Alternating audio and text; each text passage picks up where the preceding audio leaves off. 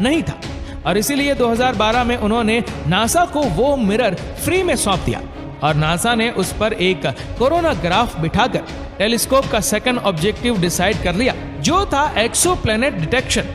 और इसके बाद फाइनली वो स्टेप आ गया जब डिसाइड होना था कि इसका नाम क्या रखा जाए।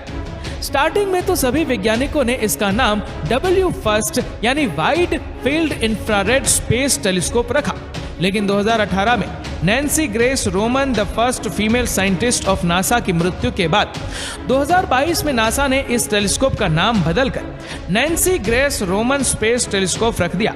इन मेमोरियल वो दुनिया को ये बताना चाहती थी कि ये टेलीस्कोप इनके लिए कितना स्पेशल है और इसको लेकर वो काफी ज्यादा सीरियस है। और इन स्पेस टेलीस्कोप की कहानी जो नैन्सी ने आज से 60 साल पहले स्टार्ट की थी, उसे वो कभी नहीं रोकेंगे।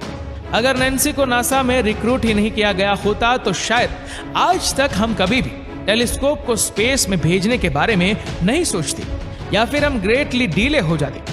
हमारे पास आज तक ब्लैक होल का पहला पिक्चर नहीं होता, यहाँ तक कि एक्सोप्लैनेट भी सिर्फ बुक्स में ही एग्जिस्ट करते।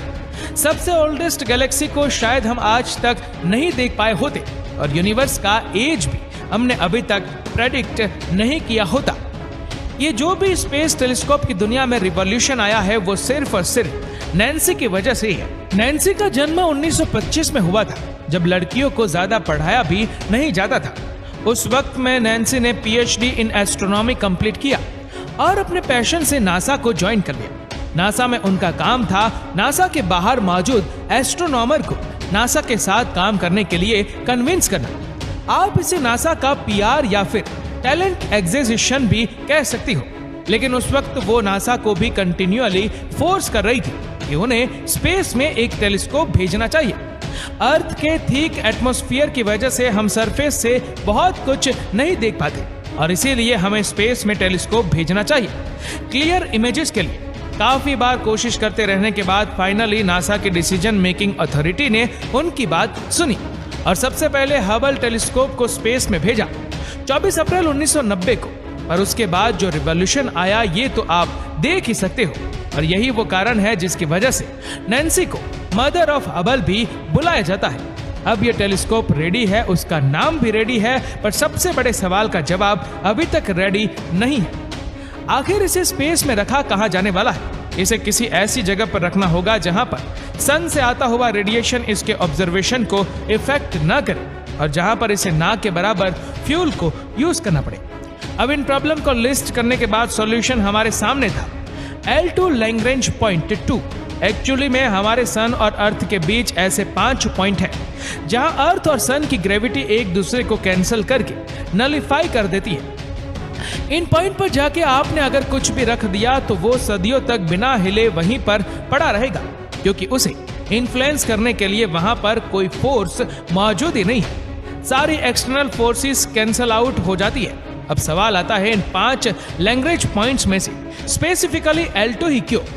ये समझने के लिए आप ये डायग्राफ देखो, इसमें आपको क्लियर दिख रहा होगा L1, L3, L4, L5 ऐसे पॉइंट है जो सन के साथ डायरेक्ट कांटेक्ट में आते हैं और L2 अकेला ऐसा पॉइंट है जो अर्थ के बाद आता है। इसी वजह से सन के रेडिएशन से हमारा अर्थ उसे प्रोटेक्ट करेगा और उसके ऑब्जर्वेशन में ना के बराबर एरर आएंगे। सो अब एक चीज बिल्कुल क्लियर है, ये टेलीस्कोप को बनाने का काम नासा कर रहा है। उसका नाम नासा के एक साइंटिस्ट पर रखा गया है। इसे फ्यूल एफिशिएंट कैसे बनाया जाए उस पर भी नासा ही वर्क कर रहा है। तो फिर जब सब कुछ नासा कर रहा है तो हर जगह पर एलन मस्क का नाम क्यों आ रहा है? बट ये टेलीस्कोप को लॉन्च करने का काम एलन मस्क को ही सौंपा गया है। नासा ने यह काम उनको इसलिए सौंपा है क्योंकि उन्होंने सक्सेसफुली अपने टेस्ला के रोडस्टर को स्पेस में लॉन्च किया है। अब उस रोडस्टर का वजन और इस टेलीस्कोप का वजन सेम टू सेम है। प्लस नासा अगर इसे खुद लॉन्च करेंगे तो उसका खर्चा उसे $1,38,000 आएगा। और एलन मस्क का फाल्कन हैवी तो रीयूजेबल फ्यूल एफिशिएंट रॉकेट है और इसीलिए अगर वो इसे लॉन्च करेगा तो इस लॉन्च के पीछे का खर्चा सिर्फ $24,000 आएगा, यानी लगभग 6 गुना कम।